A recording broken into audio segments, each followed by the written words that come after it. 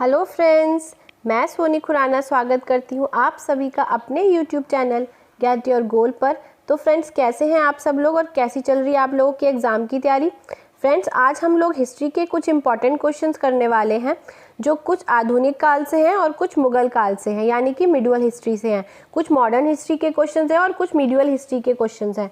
Friends, video बहुत important होने वाली है, इसलिए पूरा एंड तक देखिएगा, क्योंकि जो भी क्वेश्चंस मैंने लिए हैं ये क्वेश्चन एनसीईआरटी बेस्ड क्वेश्चंस हैं। और जो भी आपने टीचिंग एग्जाम फिल किया हो जिसमें सामाजिक विज्ञान आता हो, यानी कि एसएसटी आती है, उसमें ये सारे क्वेश्चंस बहुत इंपॉर्टेंट है, क्योंकि ये फ्रीक्वेंटली आस्क्ड क्वेश्चंस हैं। इसलिए फ्रेंड्स, वीडियो को पूरा देखिएगा। वीडियो अच्छी लगे तो लाइक शेयर कर दीजिएगा, और अगर अभी तक चैनल को सब्सक्राइब नहीं किया है तो सब्सक्राइब करके बेल आइकन को प्रेस कीजिएगा, क्योंकि मैंने ये सीरीज स्टार्ट की है 200 क्वेश्चंस की। देखिए, आज भी जो हम क्वेश्चन करने वाले हैं वो 141 नंबर का क्वेश्चन है।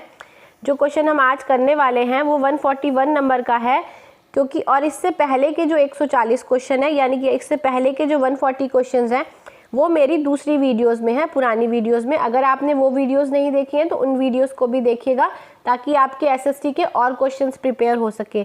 200 क्वेश्चंस हिस्ट्री के कंप्लीट करने के बाद 200 क्वेश्चंस मैं ज्योग्राफी के भी करूंगी और 200 क्वेश्चंस मैं पॉलिटी के भी कराऊंगी।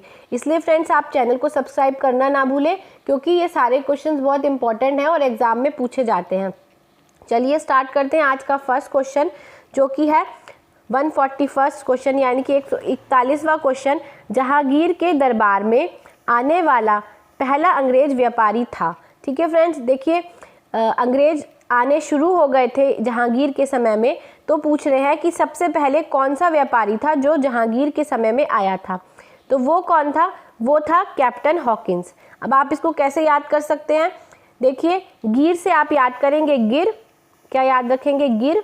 गिर से आप इसकी पहचानी बनाएंगे, गिर मतलब गिर गया। और हॉकिंस से आप याद रखेंगे, आपने देखा होगा कि हॉकिंस का प्रेशर कुकर होता है। देखा होगा ना आपने, हॉकिंस का प्रेशर कुकर सबके घर में होता है, प्रेशर कुकर हॉकिंस का। तो आप इसको ऐसे याद करेंगे कि जो कुकर था वो गिर गया, यानी कि जो हॉकिंस का कुकर था वो गिर गया। तो अब आपको याद हो जाएगा कि जहांगीर के दरबार में आने वाला पहला अंग्रेज व्यापारी था कैप्टन हॉकिंस। ठीक है फ्रेंड्स, मैं आपको जहांगीर के बारे में एक दो बातें और भी बताऊंगी, जो कि है, देखिए, जहांगीर ने अपने दरबार में न्याय की घंटी लगाई थी। ठीक है, ताकि, और न्याय की घंटी सोने की थी, उसने लगवाई थी कि अगर उसके शासन में, यानी कि उसकी प्रजा को, किसी को भी अगर कोई ज़रूरत है, न्याय की ज़रूरत है, तो वो उस घंटी को बजाता था, जिससे फिर उसे न्याय दिलाया जाता था। उस घंटी से घंटी बजाता था तो जहांगीर को पता चल जाता था कि भाई हाँ, किसी को मेरी ज़रूरत है। ठीक है, तो इसलिए ये क्वेश्चन भी पूछा जाता है कि किसने सोने की घंटी लगवाई थी या किसने न्याय की घंटी लगवाई थी। तो वो जहांगीर ने लगवाई थी, और जहांगीर के ही समय में चित्रकला अपने चरमोत्कर्ष पर था। मतलब चित्रकला जो थी, कई बार क्वेश्चन आता है कि किसके समय में, किस मुगल शासक के समय में चित्रकला सबसे ज़्यादा थी या सबसे ज़्यादा चरमोत्कर्ष पर थी, सबसे ज़्यादा चित्रकला को स्थान दिया गया था, किसके समय में? तो वो जहांगीर के समय में। अब तीसरा क्वेश्चन ये हो गया कि जहांगीर के दरबार में कौन आया था? तो अंग्रेज व्यापारी वो आया था, कैप्टन हॉकिंस। इसकी पहचानी क्या है? गिर से, कि जो हॉकिंस का प्रेशर कुकर था वो गिर गया, यानी कि जहांगीर के दरबार में कैप्टन हॉकिंस आए थे। ठीक है, अब हम चलते हैं आज के सेकंड क्वेश्चन पर। 142 नंबर का क्वेश्चन है, जो है रंगीला किस मुगल शासक को, किस मुगल बादशाह को कहा जाता है? ठीक है, देखिए फ्रेंड्स, एक मुगल बादशाह है जिसे रंगीला कहा जाता था, तो वो कौन था? वो जहांदार शाह, अहमद शाह, मोहम्मद शाह या बहादुर शाह, कौन था? तो वो था थर्ड, यानी कि मोहम्मद शाह। अब आप इसको कैसे याद रखेंगे? देखिए, मोहम्मद से आप याद रखेंगे मोहब्बत। ठीक है फ्रेंड्स, मोहब्बत सबको पता है क्या होता है, तो आप इसको पहचानी इसकी ऐसे बनाएंगे कि देखिए, जो मोहब्बत करता है वो तो रंगीला होता ही है ना, जो लव करता है वो तो रंगीला होता ही है। तो आप ऐसे पहचानी बनाएंगे कि रंगीला किसे कहा जाता था? मोहम्मद शाह को कहा जाता था। ठीक है, अब आता है नेक्स्ट क्वेश्चन पर। नेक्स्ट क्वेश्चन है, किस शासक के मंत्री परिषद को अष्टप्रधान की संज्ञा दी गई थी? देखिए, अष्टप्रधान एक शासक था जिसमें मंत्री परिषद को अष्टप्रधान कहा जाता था। उसमें 8 लोग थे जिन्हें अष्टप्रधान कहा जाता था। तो वो कौन थे? वो थे शिवाजी। ठीक है फ्रेंड्स, अब आप इसको ऐसे याद करेंगे कि शिवाजी से आप याद रखेंगे शिवजी को, कि शिवजी के 8 प्रधान थे। ठीक है, शिव जी के दरबार में 8 प्रधान थे। तो आप ऐसे याद रखेंगे। एक बात मैं आपको और बता दूं कि अष्ट प्रधान की संज्ञा दी गई थी शिव जी के दरबार के लोगों को, और कृष्णदेव राय के दरबार के लोगों को कहा गया था अष्ट दिग्गज। ठीक है, क्या कहा गया था? अष्ट दिग्गज। फ्रेंड्स, ये क्वेश्चन 20 हैं, बट मैं आपके 20 से ज़्यादा क्वेश्चंस क्लियर कर दूंगी। एक एक क्वेश्चन के साथ मैं आपको कुछ एक्स्ट्रा क्वेश्चंस भी बताती चल रही हूँ। ठीक है, क्या बताया मैंने आपको कि कृष्णदेव राय के जो दरबार में थे, जो लोग थे, उनको कहा जाता था अष्ट दिग्गज। उसमें भी 8 ही लोग थे। और शिवाजी के जो दरबार के लोग थे उनको कहा जाता था अष्ट प्रधान। इसके भी 8 ही लोग थे। ठीक है, अब चलते हैं नेक्स्ट क्वेश्चन पर। नेक्स्ट क्वेश्चन है 144। शिवाजी ने अपना राज्याभिषेक कहाँ कराया था? तो शिवाजी ने अपना राज्याभिषेक रायगढ़ में कराया था। ठीक है, अब चलते हैं नेक्स्ट क्वेश्चन पर। निम्न में से किसे जाट का प्लूटो कहते थे? निम्न में से किसे जाट का प्लूटो कहते हैं, यानी कि अफलातून कहते हैं? तो किसे कहा गया? बदन सिंह को, सूरजमल को, चूड़ामन को, या फिर राम सिंह कूका को? तो इसका मैं आपको आंसर बता दूं कि इसका आंसर है सूरजमल। ठीक है, सूरजमल। अब आप इसको याद कैसे करेंगे? देखिए, सूरज से आप याद रखेंगे सूरज, और अफलातून से आप याद रखेंगे कि अफलातून, सबको पता है। अब आप याद रखेंगे कि सूरज है वो अफलातून है। ठीक है, सूरज जो होता है वो अफलातून होता है। सुबह निकलता है, शाम को डूब जाता है, फिर वो पूरा दिन रात तक नहीं निकलता, फिर अगले दिन फिर निकलता है। तो वो ऐसा अपना काम करता रहता है। तो आप ऐसे इससे प्रोसेस से याद रख सकते हैं, या आप ऐसे भी याद रख सकते हैं कि सूरज नाम का कोई बच्चा है और वो बहुत अफलातून है। तो सूरज, किसे जाट का प्लेटो कहा गया है, किसे अफलातून कहा गया है? सूरजमल को। ठीक है, हाँ। तो फ्रेंड्स, आज का 146 क्वेश्चन है, भारत में मनसबदारी की प्रथा किसने प्रारंभ की? तो फ्रेंड्स, मनसबदारी की एक प्रथा थी जो मुगल काल में प्रारंभ हुई थी। जैसे जिन्हें मनसबदार कहते थे, जो काम करते थे वहाँ उनके साम्राज्य में या उनके शासन में, उनको मनसबदार कहा जाता था। तो मनसबदार की प्रथा किसने प्रारंभ की थी? तो वो प्रारंभ की थी अकबर ने। ठीक है, इसका आंसर हो गया अकबर।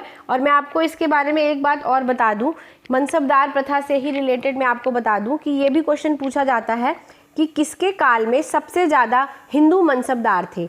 तो वो थे औरंगजेब के समय में। ठीक है, औरंगजेब के समय में सबसे ज़्यादा हिंदू मनसबदार थे। आप इसको ऐसे याद करेंगे कि देखिए, ये जेब लिखा है, जेब यानी कि जेब, पता है सबको पॉकेट, कि किसकी पॉकेट में सबसे ज़्यादा हिंदू मनसबदार थे? तो उसकी पॉकेट में जिसके नाम में जेब है। ठीक है, औरंगजेब ने, आप ऐसे सोच सकते हैं कि औरंगजेब ने अपनी जेब में सबसे ज़्यादा हिंदू मनसबदारों को रखा था। और दूसरी बात, औरंगजेब को जिंदा पीर भी कहते थे। क्या कहते थे? जिंदा पीर। इसको भी आप ऐसे याद रखेंगे कि जिंदा हिंदू, उसने जिंदा हिंदू रखे हुए थे अपनी जेब में। तो आप ऐसे याद रखेंगे कि जिंदा पीर किसे कहा जाता था? औरंगजेब को। ठीक है, बट इस वाले क्वेश्चन का आंसर है फर्स्ट। भारत में मनसबदारी की प्रथा किसने शुरू की थी? तो वो अकबर ने की थी। ठीक है, अब हम आते हैं नेक्स्ट क्वेश्चन पर। नेक्स्ट है, पुर्तगालियों द्वारा लाई गई फसल तंबाकू की खेती किस मुगल शासक के समय में शुरू की गई? ठीक है फ्रेंड्स, अब आप इसका आंसर मैं आपको बताऊंगी। इसका आंसर है जहांगीर। ठीक है, अब तंबाकू की खेती, देखिए आपको पता होगा कि अंग्रेज़ों ने भारतीयों को नील की खेती के लिए बहुत ज़्यादा फोर्स किया था कि भाई तुम्हें अपनी खेतों में नील उगाना है। उसी तरीके से जो पुर्तगाली थे, उन्होंने तंबाकू की खेती प्रारंभ करी थी, और उन्होंने आए थे वो भारत में कि भाई तंबाकू की खेती करवाते थे फोर्सफुली किसानों से। तो वो पूछ रहे कि किसके समय में? तो वो जहांगीर के समय में। ठीक है, अब आप इसको ऐसे याद रख सकते हैं कि गिर से बनेगा गिर। वही मैंने आपको बताया, आपने इसकी सारी पहचानियाँ गिर से ही बनानी है कि जो जहांगीर था वो इतना गिर गया जहांगीर कि उसने किसानों का भला नहीं सोचा और उसने उन्हें तंबाकू की खेती के लिए फोर्स किया। ठीक है, जहांगीर से मैं आपको एक क्वेश्चन और बताती हूँ कि जहांगीर ने ही गुरु अर्जुन देव को, जो कि सिखों के गुरु थे, उनको फांसी की सजा दी थी। ठीक है, जहांगीर से 2 क्वेश्चन आपको और मिल गए एक्स्ट्रा। एक तो ये कि जहांगीर ने गुरु अर्जुन देव को फांसी की सजा दी थी, और दूसरा वह इतना गिर गया कि उसने किसानों को तंबाकू की खेती के लिए कहा। और गिर से हमने फर्स्ट क्वेश्चन भी किया था कि जो कौन सा शासक आया, कौन अंग्रेज आया था उसके जहांगीर के समय में? तो वो आया था कैप्टन हॉकिंस, है ना। अब हम आते हैं नेक्स्ट क्वेश्चन पर। आज का 148वां क्वेश्चन है कि कौन विदेशी आक्रमणकारी भारत से कोहिनूर हीरा तथा मयूर सिंहासन उठाकर ले गया था।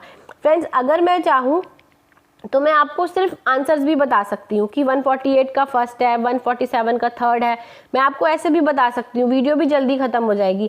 बट मैं आपको ये ट्रिक से इसलिए बता रही हूँ क्योंकि देखो हिस्ट्री बहुत बोरिंग है। अगर आप कोई भी चीज़ ट्रिक से याद करते हो तो वो ज़्यादा समय तक याद रहती है। जब मैं पढ़ती थी, जब मैंने सीटेट यूटेट किया था, तब मैं ये सारी इन हिस्ट्री के क्वेश्चंस को ऐसे ट्रिक से ही याद करती थी, तो मुझे ज़्यादा टाइम तक याद रहता था और अभी भी याद है। मैं श्योर हूँ अगर आपने मेरी पूरी वीडियो देख ली और अगर आपने वीडियो को दोबारा देखा तो आपको सारे आंसर्स आते होंगे, आपको क्वेश्चन आंसर्स रिपीट करने तक की ज़रूरत नहीं पड़ेगी, ये मैं श्योर हूँ। ठीक है, अब हम आते हैं नेक्स्ट क्वेश्चन। इसी क्वेश्चन को हमने अभी सॉल्व नहीं किया कि कौन विदेशी आक्रमणकारी भारत में आया था जो कोहिनूर हीरा और मयूर सिंहासन उठाकर ले गया था।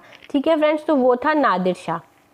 अब आप इसको कैसे याद करेंगे, देखिए नादिर से आप याद रखेंगे नादिर दिंदा, आपने सुना होगा नादिर दिंदा, दादिर दिंदा, नादिर दिंदा, नादिर दिंदा। ठीक है, तो आप ऐसे याद करेंगे कि कोई विदेशी आया भारत और वो हमारा कोहिनूर हीरा भी ले गया और हमारा मयूर सिंहासन भी ले गया उठाकर, और नाचते नाचते नादिर दिंदा करके चला गया। ठीक है, तो इसका आंसर हो गया नादिर शाह। अब हम आते हैं नेक्स्ट क्वेश्चन पर। नेक्स्ट क्वेश्चन है 149, भारत में सर्वप्रथम कौन यूरोपीय व्यापारी आया था। देखिए हमारे भारत में बहुत सारे यूरोपीय व्यापारी आए, सबको पता है, पुर्तगाली आए, अंग्रेज आए, फ्रांसीसी आए, डच आए, बहुत सारे लोग आए, लेकिन सबसे पहले कौन आया था। ये क्वेश्चन ये है कि सबसे पहले कौन आए थे, तो सबसे पहले आए थे पुर्तगाली। अभी हमने पहले उसके बारे में, उनके बारे में पढ़ा भी था, अभी क्वेश्चन में भी किया था कि पुर्तगाली जो थे वो तंबाकू की खेती उन्होंने कराई थी। ठीक है ना, और किसके शासनकाल में आए थे, जहांगीर के शासनकाल में। अब हम आते हैं नेक्स्ट क्वेश्चन पर। भारत आने वाला पहला पुर्तगाली व्यापारी था। अभी हमने पढ़ा कि सबसे पहले पुर्तगाली आए थे और सबसे पहले जो पुर्तगाली आया था वो कौन था। ठीक है, तो उसका नाम था वास्को डी गामा। ठीक है फ्रेंड्स, कौन सा व्यापारी आया था, जो व्यापारी आया था पुर्तगाली, उसका नाम था वास्को डी गामा। अब हम आते हैं नेक्स्ट क्वेश्चन पर। नेक्स्ट क्वेश्चन है आज का, पुर्तगालियों ने बीजापुर के शासक यूसुफ आदिल शाह से गोवा कब छीना। ठीक है फ्रेंड्स, एक बीजापुर के शासक थे जिनका नाम था यूसुफ आदिल शाह, उन्होंने गोवा पुर्तगालियों ने उनसे छीन लिया था। जैसे कि भारत पर आधा राज्य जब अंग्रेजों का हो गया था तो वो धीरे धीरे हमारे सारे राज्य छीनते जा रहे थे, ऐसे ही पुर्तगालियों ने गोवा को छीना था बीजापुर के शासक से। तो उन्होंने कब छीना था, तो वो छीना था 1510 ईस्वी में। ठीक है फ्रेंड्स, अब हम आते हैं नेक्स्ट क्वेश्चन पर। कलकत्ता नगर की नींव किसने डाली। आपको पता है कलकत्ता नगर, जिसे हम कोलकाता भी कहते हैं, तो उसकी नींव किसने डाली थी, मतलब वो किसने स्थापित किया था, तो वो किया था उसको, कलकत्ता नगर को स्थापित किया था जॉब चारनार्क ने। ठीक है, कैसे किया था जॉब चारनार्क ने। अब आप इसको कैसे इसको याद करेंगे, या आप इसकी कैसी ट्रिक है मैं आपको बताती हूँ। इसकी ट्रिक है, देखिए जॉब से आप याद रखेंगे कि कलकत्ता नगर को बसाने की जॉब की थी किसी ने। देखिए कोई जॉब करेगा तभी तो कोई काम करेगा, तो कलकत्ता नगर जो स्थापित किया था वो किसने किया था, जॉब चारनार्क ने। ठीक है, अब हम आते हैं नेक्स्ट क्वेश्चन पर। नेक्स्ट क्वेश्चन है, बंगाल में ईस्ट इंडिया कंपनी को 3000 रुपये वार्षिक देने के बदले निःशुल्क व्यापार का अधिकार कब मिला था। देखिए ऐसा था कि ईस्ट इंडिया कंपनी जो थी वो वार्षिक अनुदान कुछ दिया करती थी, फिर उसको निःशुल्क व्यापार का अधिकार मिल गया था। तो 3000 रुपये ये डिसाइड हुए थे कि 3000 रुपये जो है वो देंगे, तब निःशुल्क व्यापार उनको वो व्यापार कर सकते हैं, निःशुल्क व्यापार वो कर सकते हैं। तो वो कब किया था उन्होंने, 1717 में। ठीक है, अब हम आते हैं नेक्स्ट क्वेश्चन पर। ईस्ट इंडिया कंपनी की स्थापना कब हुई थी। फ्रेंड्स बहुत इजी क्वेश्चन है और एग्जामों में पूछा भी जाता है, तो 1600 ईस्वी में। ये तो रट गया है क्वेश्चन, आपको भी रटा होना चाहिए कि ईस्ट इंडिया की स्थापना कब हुई थी, 1600 में। ठीक है, अब आते हैं नेक्स्ट क्वेश्चन पर। नेक्स्ट है, अंग्रेजों एवं फ्रांसीसियों के बीच निर्णायक वांडीवाश का युद्ध कब हुआ था। फ्रेंड्स मैंने आपको अभी पिछली वीडियो में मैंने आपको सारे बाबर के युद्ध याद कराए थे, पानीपत का युद्ध, खानवा का युद्ध, चंदेरी का युद्ध, घाघरा का युद्ध, सारे युद्ध याद कराए थे ट्रिक के साथ कि पहले बाबर ने पानी पिया, फिर खाना खाया, फिर चंदेरी का कपड़ा खरीद के उसने अपना घाघरा सिलवा लिया, तो वो वीडियो आप ज़रूर देखिएगा, इम्पॉर्टेंट वीडियो है। वैसे तो सारी वीडियोज़ ही इम्पॉर्टेंट है क्योंकि मैंने सारी वीडियोज़ ट्रिक के साथ पढ़ाई हैं, तो आप सारी वीडियोज़ को ज़रूर देखिएगा। फ्रेंड वीडियो अच्छी लग रही हो तो लाइक शेयर कर दीजिएगा और चैनल को सब्सक्राइब करना ना भूलें, ठीक है। नेक्स्ट क्वेश्चन मतलब यही 155वां क्वेश्चन है कि अंग्रेजों एवं फ्रांसीसियों के बीच, एक तो इससे ये बना कि अंग्रेजों एवं फ्रांसीसियों के बीच कौन सा युद्ध हुआ था, वो हुआ था वांडीवाश का युद्ध, और वो कब हुआ था, वो हुआ था 1760 ईस्वी में, ठीक है फ्रेंड्स। अब हम आते हैं नेक्स्ट क्वेश्चन पर। नील क्रांति की शुरुआत किसने की थी? मैंने आपको बताया था कि जो अंग्रेज थे वो नील के लिए फोर्स करते थे कि भाई, नील को इंडिगो कहते हैं इंग्लिश में, कि आपको नील की खेती करनी है। जब वो क्या करते थे, नील यहाँ पर कम रेटों में खरीद कर बाहर जाकर दूसरे यूरोपीय कंट्रीज़ में बेचते थे, महंगी बिकती थी। और दूसरी बात, नील की खेती करने के बाद जो ज़मीन का उर्वरता होती थी, जो उपजाऊपन होता था, मतलब जो फर्टिलाइज होती थी भूमि, वो उसकी उर्वरता कम हो जाती थी, मतलब वो कम फर्टिलाइज हो जाता था नील की खेती करने के बाद। उसके बाद जो किसान उसके अगर उस पर कुछ और उगाते थे तो वो उगता नहीं था, इसलिए जिस खेत में नील उग गया उस खेत में वो बाद में कुछ और नहीं उगा सकते थे, तो उनको बहुत नुकसान झेलना पड़ रहा था। लेकिन अंग्रेज उन्हें फोर्सफुली उनसे नील उगवाती थी, तो एक नील क्रांति शुरू की गई कि भाई नील क्रांति की, भाई अब हम नील नहीं उगाएंगे, चाहे आप कुछ भी कर लो, हमें नील नहीं उगाना है। तो उसकी शुरुआत किसने की थी? दिगंबर विश्वास ने, विष्णु विश्वास ने, कृष्ण विश्वास ने, या फिर एक और दो दोनों ने? तो इसका आंसर है फोर्थ, यानी कि एक और दो दोनों ने, ठीक है। आप फ्रेंड इसको याद रखेंगे कि दिगंबर विश्वास ने और विष्णु विश्वास ने, इन दोनों ने मिलकर नील क्रांति को शुरू किया था। अब हम आते हैं 157 क्वेश्चन पर।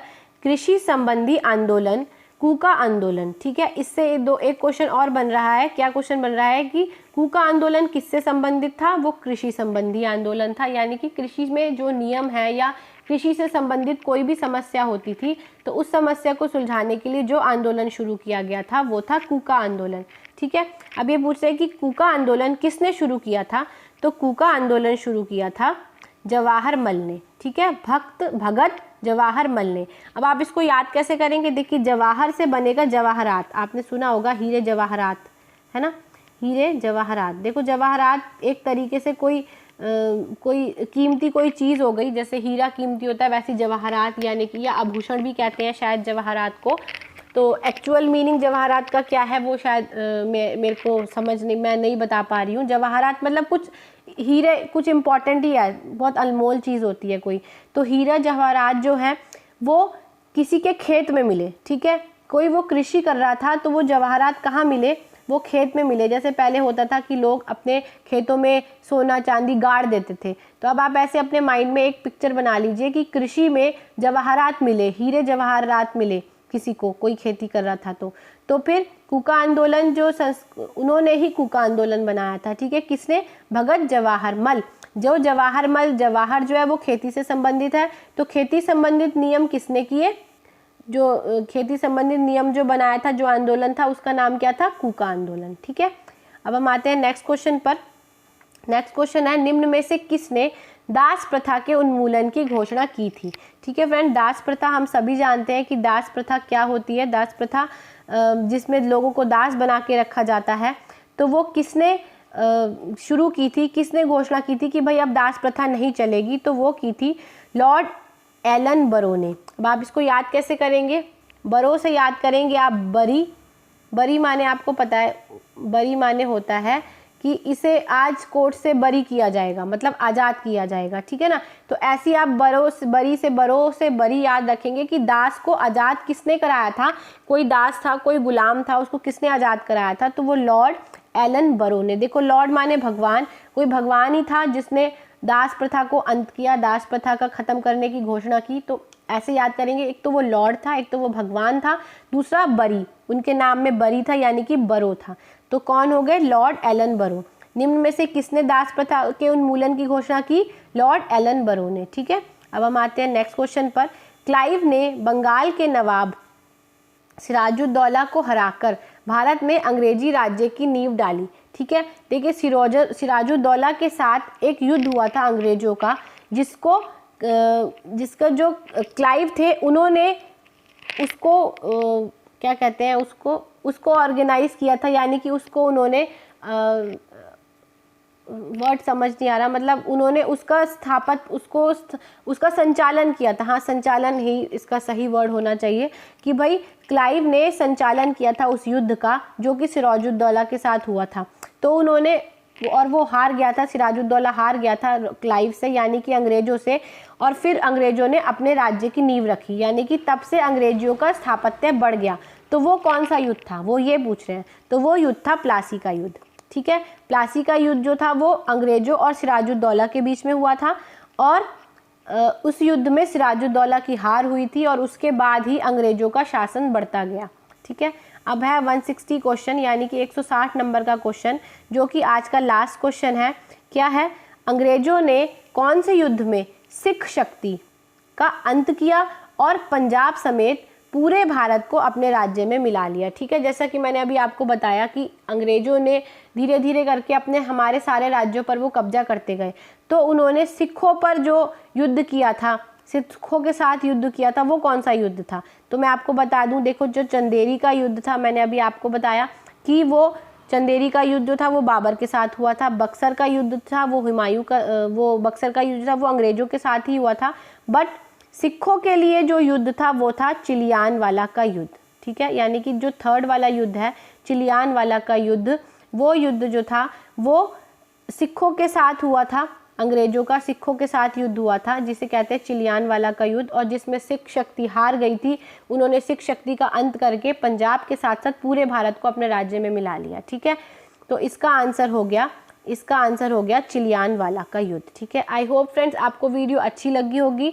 वीडियो अच्छी लगी हो तो लाइक शेयर कर देना, चैनल को सब्सक्राइब नहीं किया तो सब्सक्राइब कर दीजिएगा, और बेल आइकन को ज़रूर प्रेस कीजिएगा ताकि आने वाली सारी वीडियोस के नोटिफिकेशंस आपको मिलते रहें। Thanks for watching my video and best wishes for your exams. Thank you.